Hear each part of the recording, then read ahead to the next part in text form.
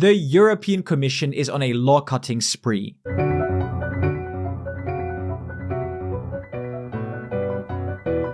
We will deliver an unprecedented simplification effort. We have to cut red tape.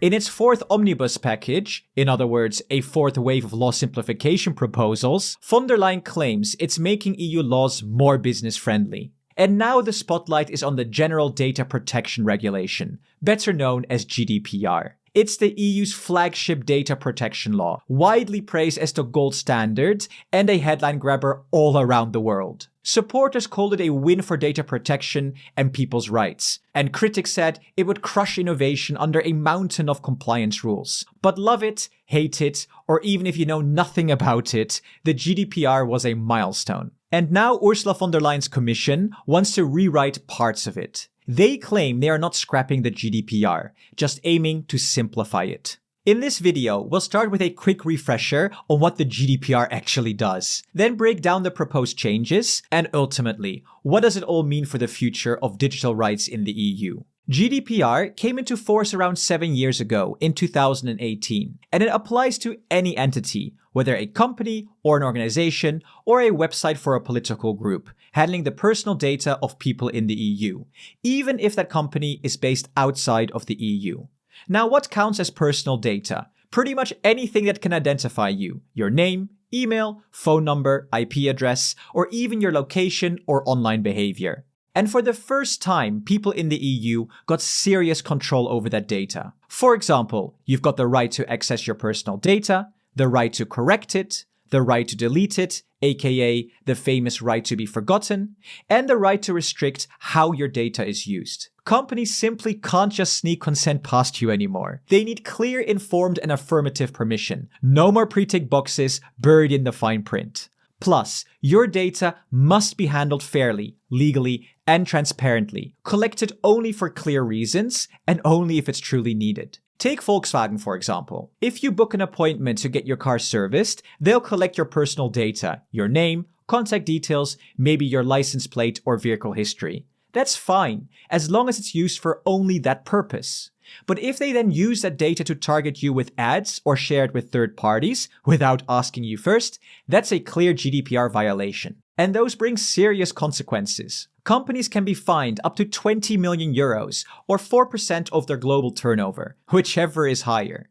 So what is Ursula planning to change? Let's start with record-keeping obligations. Today, companies with fewer than 250 employees, that's your typical small or medium enterprise, or in short SMEs, are usually exempt from keeping detailed records on how they handle personal data, unless they're processing the data in a risky way.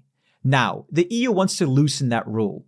Under the new proposal, the exemption would extend to companies with up to 750 employees, as long as their data processing isn't considered high risk. So, we have two big changes here: a tripling of the employee threshold and a shift from risk to high risk, a term the Commission hasn't really defined. That raises a few eyebrows. Is this still about helping small businesses, or are much larger companies now getting a free pass?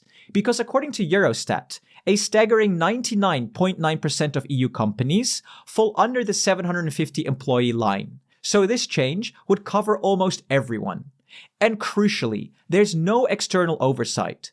Companies decide for themselves whether their data qualifies as high risk. Basically, they have complete flexibility to interpret what high risk means for themselves.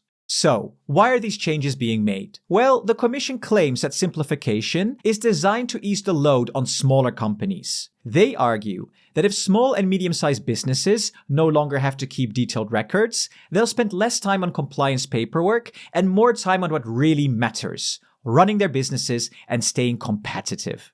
Combined with other simplification measures, the Commission estimates that this could save EU businesses around 400 million euros a year in administrative costs. But over 120 companies, civil society groups, and digital rights experts say there's no solid independent evidence to justify these changes. Many companies and data protection officers do not want the GDPR reopened either. They say rules like record keeping actually help them stay on the right side of the law. Changing the rules now would create what Brussels calls legal uncertainty. Bad news for smaller businesses who suddenly won't know if they're actually following the law or risking huge fines. And for companies that did put in the work, building compliance into their business and turning trust into a competitive advantage, this feels like being seriously undermined. Why weaken the rules and reward those who've done less? Bottom line, clear rules mean fair competition and safer innovation. Then there are civil society organizations who claim there are significant downsides, especially for us, the people, going about our daily lives in a digitalized society. Their main point? Risk and harm do not shrink with company size. The reforms would lower requirements for smaller companies, but even a 5-person startup can harvest, sell, leak sensitive data, and create immense harm. Next, they point to the bigger picture. Is this really about simplification, or is it about giving into pressure? Tech laws are among the most heavily lobbied in the EU, and behind the curtain, there's a lot of industry money, big tech actors and foreign actors, pushing for looser rules, often in the name of innovation. And finally, experts say this is a slippery slope. Once you reopen a law like the GDPR, it becomes easier to water it down again. What starts as simplification could end up gutting one of the EU's strongest digital rights laws. And it's not just the GDPR. The EU has already scrapped the e-privacy regulation, dropped AI liability rules, and proposed cutting several other laws on environment and corporate accountability. More rollbacks are coming, including talk of delaying the AI Act, which took years to negotiate. This isn't just cleanup, it's a wave of deregulation. Instead of weakening the GDPR, many companies, experts, and civil societies say the EU should enforce the rules it already has, and give better support to help small firms comply. So, what happens next? The European Commission has proposed these changes, and now it's over to the European Parliament and the Council of the EU. They'll discuss, amend, and if there's enough political support, possibly adopt the new rules. But what do you think? Do you agree with the Commission that simplifying and weakening the GDPR is worth it to ease the burden and cost of businesses?